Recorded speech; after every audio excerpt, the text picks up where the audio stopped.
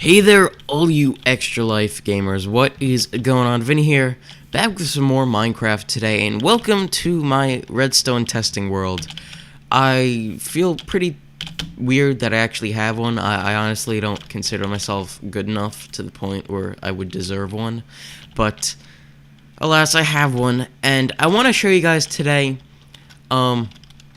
design for a control point that I have come up with. And I think it's pretty cool, so hopefully you like it. And, well, first I guess I'll just start by... Whoop, that is speed. I was hoping that was the jumping one. I was not looking at the potency of that. Okay. I think this is the jumping one. Yeah, it is. They really had no purpose to this aside from that I jump. But, anyway, so this here was my original design for a control point, and what it did was, you can kind of see the skeleton right here. It was actually, no, this is the middle one. That one I changed it a little bit. You could see, it would look like, I guess we could fly over here. Yeah, it would look like this, and then when you step on this, blue has the point, red has the point, and what it would do is just trigger both ends of an RS NOR latch, so there really wasn't a way to make the point neutral, and also there was no capping time on it. It was instant. I kind of liked, though, like that it was small and compact, but that really wasn't gonna fly in the world of everything. So then Level came up with his design, which we used in our map. Pretty cool design. Although it did have a few flaws to it, so I wanted to try to make my own better design. I mean, not necessarily better, but just different design. This here actually isn't mine. This is actually someone else's that I downloaded to see how it worked, and I couldn't really figure it out. So yeah, then I came up with this thing over here, and what it did was actually, don't look at the indicator lights over here, which, by the way, was a flaw of it.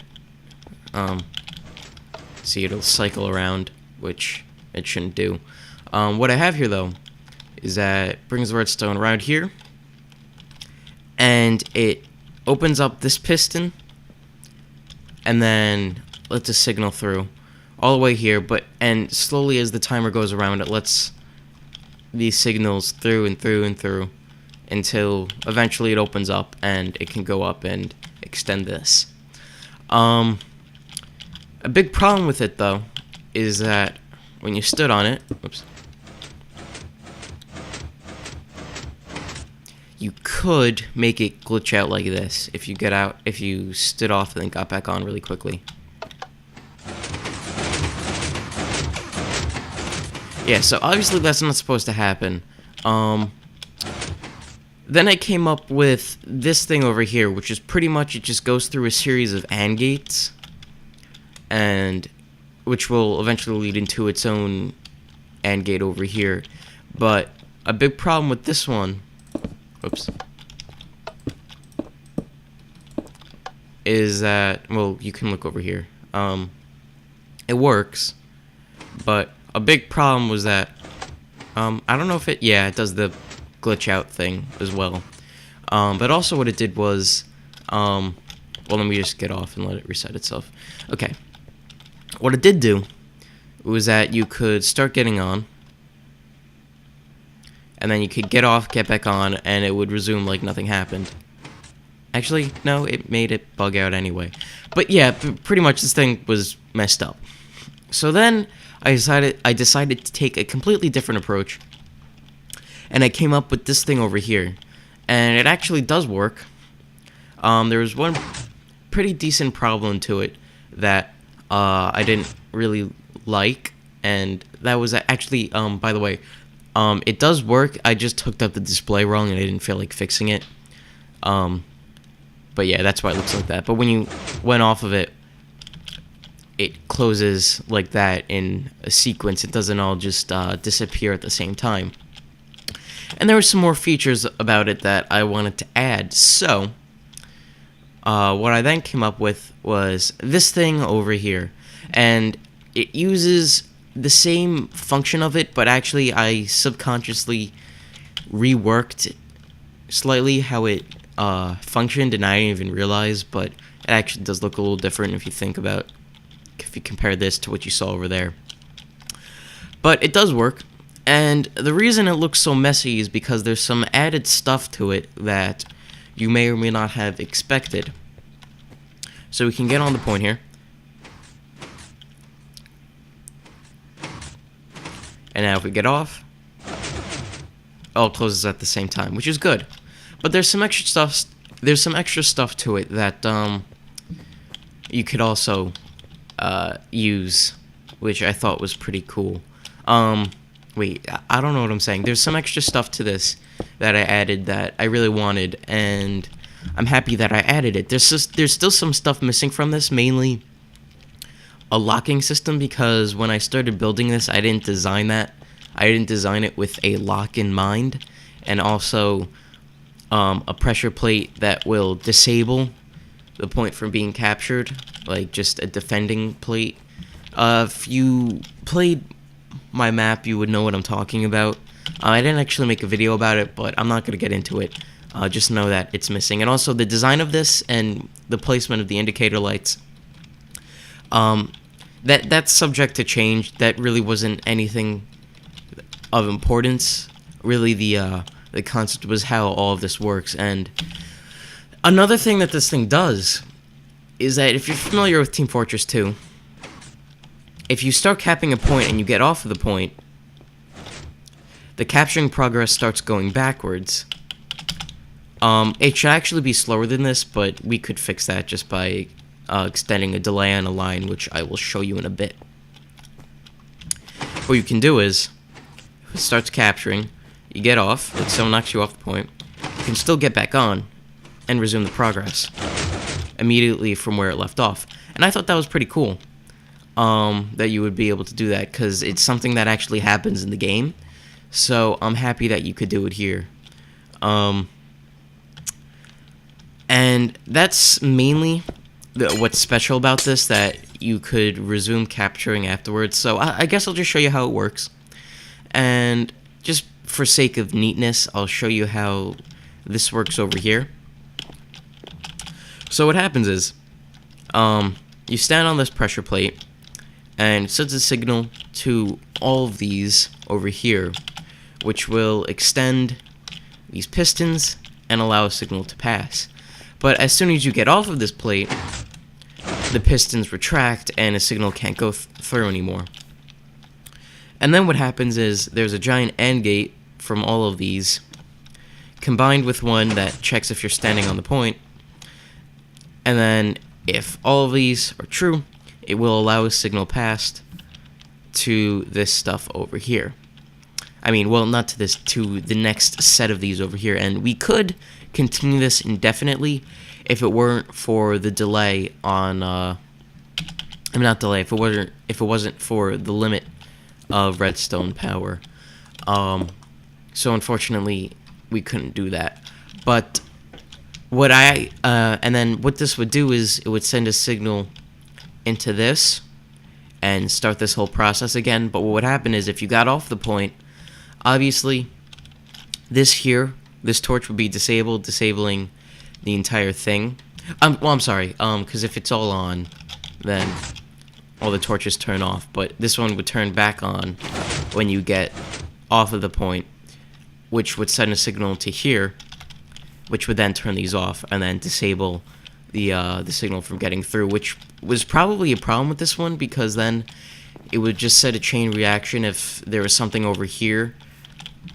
Like over here was when you got off the point. Obviously, it would take a little bit for it to get all the way back over here. But what I did with this one is that I put an AND gate for just that the signal got through here, and you're still standing on the plate, which is this one, which comes from this over here, because when you step on this, it just goes on this torch, and then it lets a signal all the way through here, which is why it's actually in like a more like kind of even around the point, because I wanted as little of a delay as possible of power going into the AND gate that says that you're standing on the point. And I did actually add a delay to some of them to make it even, so that when you are off of the point, it would close. I mean, it would turn off the lights all at the same time. Yeah, and then what happens is, if all this is true, it would then send. I'm sorry, this is the wrong. This is not the first one. This is the first one. It would send a signal into the next one, which also has an AND gate on it that checks if you're standing on the point, which comes from here. So if that turns off, it would be disabled anyway. And part of what happens with this is that it would make sure that you can't get off the point and then get back on instantly and make it continue. Instead, it would just actually start going backwards because I added in that feature. And I guess I'll show you guys how that works. Basically, I forget why I didn't hook something up from here. I think because I didn't need it. But anyway, how it works is, let's take this one over here. This is the second to last row of, module of point capturing things. I don't know what I'm going to call them, but essentially what happens is it sends a signal down here, just for sake of space, into this over here. Don't worry about this piston, I'll get into that. Into this thing over here, which checks if you're standing on the point. So what it does is, it essentially forces this to go backwards instead of it all just disabling at the same time because you got off the point. Since this one was already on, it sends a signal into this, which keeps this one on long enough for this one to be disabled. So it takes time.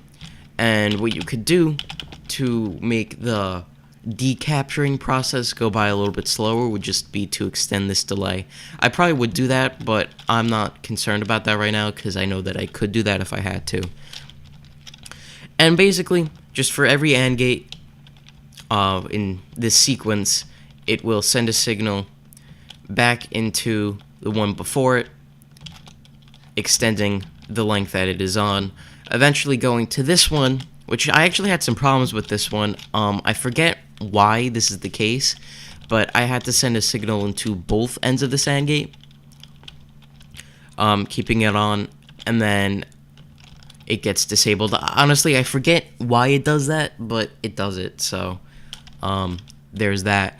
But then you might be thinking, why does it all just turn off at once you actually do capture the point? And what happens is, this is the final AND gate, and what will happen is a signal goes up here and starts going into those pistons that I showed you before, like this one over here. And it goes into it goes into every one of these, like this one over here. It just puts this block this way so that when this piston is extended, I'll just show you.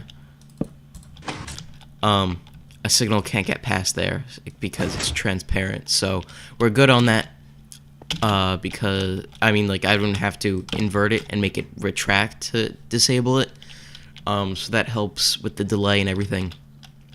But what it does is it disables the backwards capping ability of the point, if that makes any sense.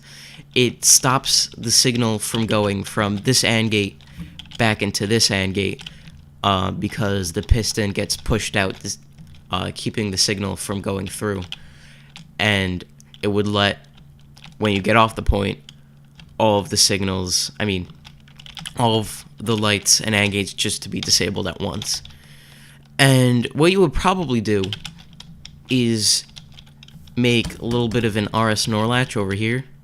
I know there's a smaller way to build these. I just haven't really... I just don't remember how I would do it.